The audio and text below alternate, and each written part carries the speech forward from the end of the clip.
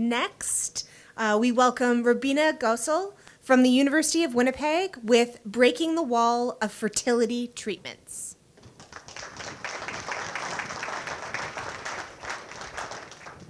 Hope is a quiet thing. It sits in waiting rooms, it's whispered in prayers, and it's a single pink line in tests that should show two. Infertility impacts 1 in 6 families in Canada alone. Of those families, 30% of cases refer to anovulatory infertility, which happens when women are not ovulating consistently.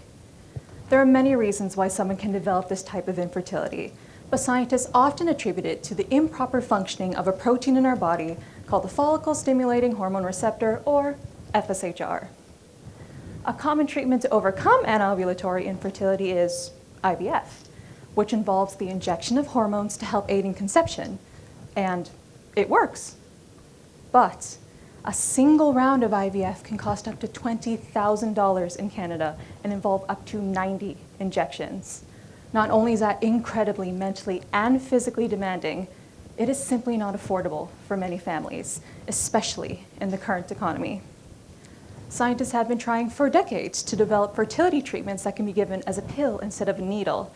But because other proteins in our body are very similar to FSHR, it makes developing targeted drugs extremely difficult. But that's where my research comes in. I use drug design techniques to identify compounds that can selectively target FSHR. I look in the Pan-Canadian Chemical Library, which is a new database, and it features molecules that are being studied in Canadian university labs like mine.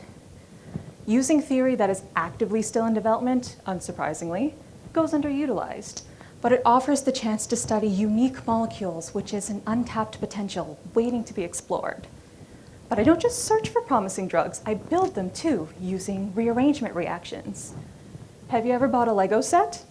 Just because you bought a pack to make a flower doesn't mean you can rearrange those blocks and make, say, a butterfly. Rearrangements are also environmentally friendly because I'm not buying more Legos to turn my flower into said butterfly. That's what I do in the lab. I take a molecule and I change its shape to become something more useful. I build up molecules to break down barriers in accessible fertility care, to give people something more to hold on to than hearing just keep trying.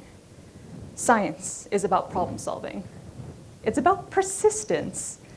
And it's about people and changing the way we live. I don't have all the answers to infertility, but what I do have is the opportunity to find some. Because when we push the boundaries of what we know, we don't just change molecules, we change futures. Thank you.